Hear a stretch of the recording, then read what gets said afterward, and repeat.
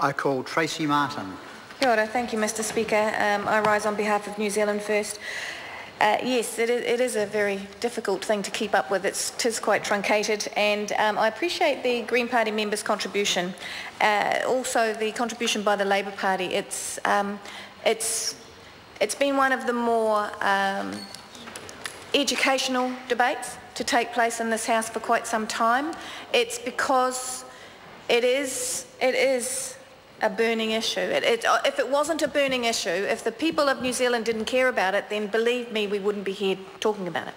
Because it's my understanding that the government actually knew about the announcement before the announcement was going to be made, had an opportunity to actually take advice prior to the Remuneration Authority coming forward with their recommendation.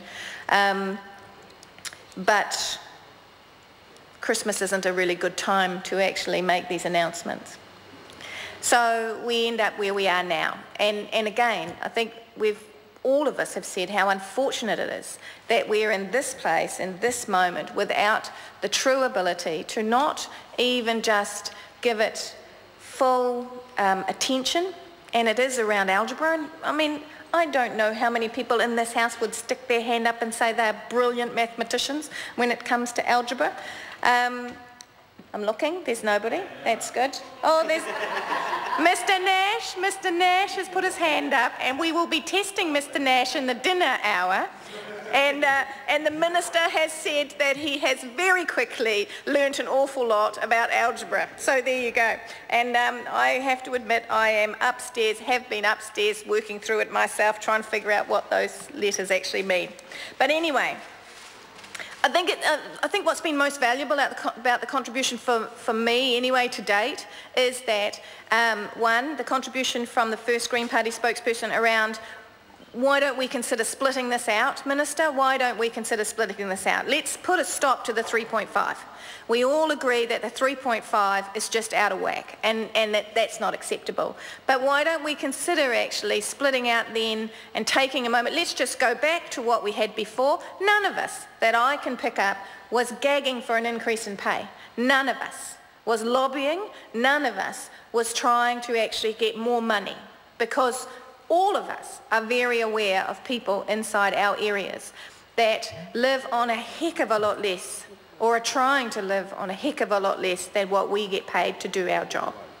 So there would be no argument. We probably wouldn't even need to take any more calls if we actually split that bit out. Let's just say stop the 3.5, go back to what it was prior to the Remuneration Authority, go back to that, and then let's take the next year to put the new equation, the new criteria through a select committee process. Let's take some time and allow this voice of New Zealand that we know is out there, the voice of New Zealand, to actually come and submit around a select committee process, because then we would have an enduring solution. And I think that's been what has been pointed out by previous speakers as well. We have no doubt that this will come back.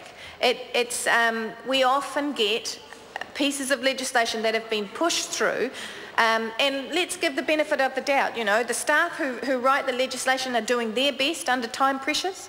There is an outcome that is being desired, you know, and it's algebra, and the equation wasn't right last week. So are we sure that the modelling done this week is right? Are we sure that the QES is the thing that we should be working on?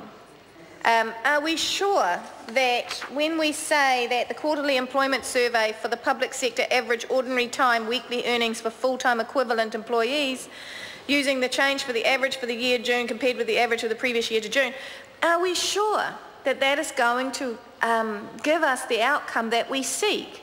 And what is the outcome that we seek? What we seek is that we don't want to be treated, I believe this is what we seek, we don't want to be treated unduly better than any other New Zealand worker out there. We want to be treated fairly, just as they wish to be treated fairly. And I do think that Mr Robertson's point, reiterated by Mr Shaw, around the inequality that has grown between the average worker's salary, or wage and that of CEOs has contributed to this issue, and yet we're not addressing it. So I do think that that is something that if we were able to take more time, we could have a really good look at that. I think this has highlighted that major issue. And it just struck me that when the National Party member for the Wairarapa spoke last week, he spoke on a bill where he was arguing about the need for the capacity for employers in his area to bring in workers who would work for the dollars they were offering, as opposed to the member for Wairarapa standing and arguing that the employers of the Wairarapa needed to be supported to be able to pay the dollars the workers required and would take that work for. Too often we're hearing about this. Too often we're hearing that New Zealanders won't take the job, whereas in reality New Zealanders won't take the job for the pay and conditions that are offered, and then there is an argument often from the government benches that we therefore must bring in people to fill those positions that New Zealanders won't take. So I think it is a valid statement, a valid comment, that this has got the lower pay and the higher pay scales inside the public area of New Zealand has got completely out of kilter. So are we appropriately attaching our pay to the right criteria through this bill? And I would say that there is some conversation, I would say that there is some mood that perhaps we are not. New Zealand First is also working to try and get a supplementary order paper in into the House. I'm not sure how successful we will be to make the Remuneration Authority, to make this bill to amend the Remuneration Authority Act 1977 to cover all the people that the Remuneration Authority has to consider, not just members of Parliament. And we think that that recognises how out of kilter these payments have become. Just before I sit, there's been a couple of contributions from the government benches, and it's given the impression that we're voting for a pay cut, and that is not the case. The words pay drop were used by Mr Woodhouse and I believe Ms Dowie and also Mr Young in the first contribution, if you go back, gave the suggestion that we were voting to give back money or to have a pay cut, and actually we're not. We're voting against an increase that was inappropriate. So I just want to be really clear. We're not being that magnanimous. We're voting against an increase that is inappropriate. So I wouldn't want anybody to think that, you know, there's all these shining halos all over the place. What we've found ourselves in is a situation that reflects a problem in the wider society. We're not addressing the problem in the wider society, and we know that that problem affects for the lower paid workers inside New Zealand, affects every other area of their lives. But New Zealand First is not confident that this bill's going to do anything about that. It's not part of the criteria, it's not part of the brief, we get it. But maybe, just maybe, if we could take the first part to Select Committee, maybe, just maybe, we might be able to have a conversation about the wider issues. Kia ora.